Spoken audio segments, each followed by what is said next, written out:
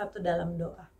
Terima kasih ya Tuhan Allah atas segala kebaikan-Mu kepada kami, terkhusus atas napas kehidupan Tuhan yang masih Engkau karuniakan kepada kami hari ini.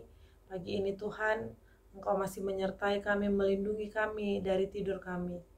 Ya Tuhan Allah, di pagi hari ini kiranya Tuhanlah yang menuntun kami ya Tuhan Allah, mencurahkan Roh Kudus-Mu Tuhan, agar sebelum kami melakukan segala kegiatan kami, biarlah firman-Mu yang terlebih dahulu menjadi pedoman di dalam kehidupan kami untuk melakukan hal-hal yang baik, hal-hal yang berkenan dengan hati-Mu ya Tuhan Allah, dengan kehendak-Mu.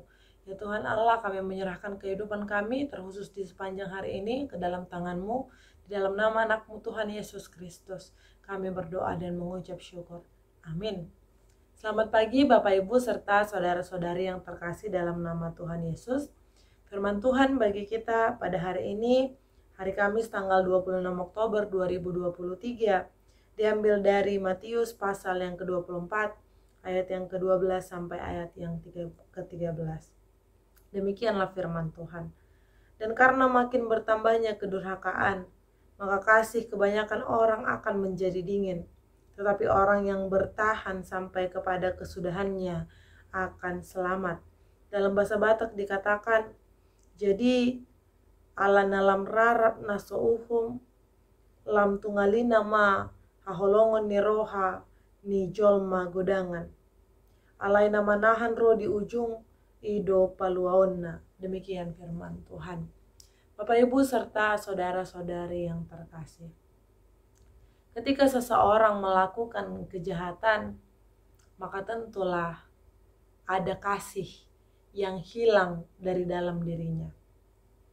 Kasih untuk sesamanya, kasih untuk Tuhan, dan juga kasih untuk dirinya sendiri yang tidak lagi menjaga citra Allah di dalam dirinya sendiri. Apalagi jika dikatakan semakin banyak kedurhakaan, maka kasih di antara banyak orang juga lama-kelamaan akan semakin menipis, semakin dingin. Bapak Ibu serta saudara-saudari yang terkasih di dalam nama Tuhan Yesus Kristus, jika kita baca ayat ini mulai dari ayat yang pertama, maka kita akan melihat narasi dialog antara murid-murid Yesus bersama dengan Yesus, di mana mereka mempertanyakan tanda-tanda yang akan terjadi di saat kedatangan Yesus dan di saat dunia ini berakhir. Ada beragam tanda-tanda yang diucapkan, dijelaskan oleh Yesus dalam percakapan itu.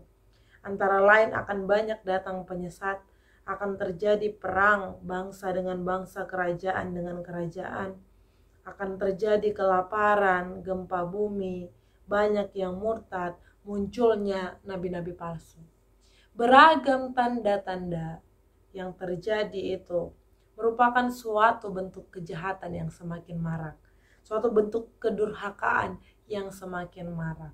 Kita menjadi teringat kembali dengan situasi setelah penciptaan sebelum terjadinya air bah, di mana air bah itu merupakan salah satu konsekuensi yang diberikan Allah kepada manusia karena semakin maraknya kejahatan, penyimpangan yang terjadi di tengah-tengah kehidupan manusia. Lalu melalui firman Tuhan kita hari ini, khususnya di ayat yang ke-12 sampai ayat yang ke-13, dikatakan bahwa salah satu tanda yang terbesar dari kedatangan Yesus itu, dari keberakhiran dunia, adalah semakin maraknya kejahatan, dan dampaknya tentu adalah semakin dinginnya kasih. Bapak Ibu serta saudara-saudari yang terkasih, kasih itu merupakan suatu esensi yang penting di dalam keberlangsungan kehidupan manusia yang penuh damai. Tanpa kasih, maka tidak ada lagi kedamaian di tengah-tengah kehidupan manusia. Melalui beragam persoalan tadi, tanda-tanda tadi, anggaplah itu misalnya sebagai beragam gejolak, tantangan, rintangan di dalam kehidupan kita ini untuk menggoncangkan iman kita, untuk menggoncangkan motivasi kita kepada Kristus untuk tetap senantiasa berpengharapan. Namun ternyata tidak semua orang tahan terhadap ujian. Tidak semua orang tahan terhadap beragam pergumulan, apalagi yang berkenaan, yang menyinggung dengan diri seseorang. Oleh karena itu, Bapak Ibu serta saudara-saudari, di ayat yang ke-13 dikatakan, biarpun di ayat yang ke-12 tadi dikatakan banyak orang yang kasihnya semakin dingin, tetapi tidak dinyatakan semua orang. Dalam artian ada suatu penghiburan bahwasanya tetap saja bagaimanapun itu akan ada orang-orang yang tetap, yang senantiasa setia untuk mempertahankan kasihnya, mempertahankan keberimanannya.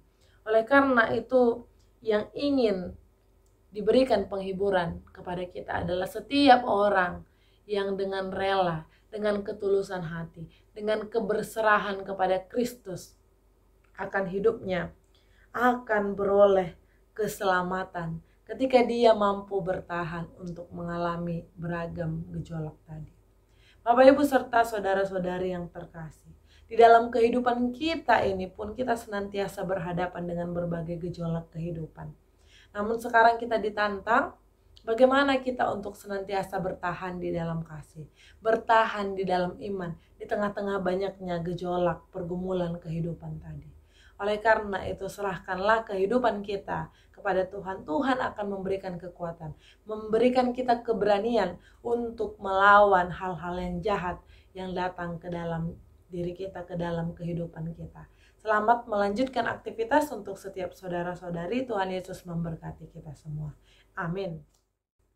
Kasih karunia dari Tuhan Yesus Kristus serta kasih setia Allah Bapa dan persekutuan Roh Kudus memberkati dan menyertai kamu sekalian hari ini, esok, dan sampai selama-lamanya.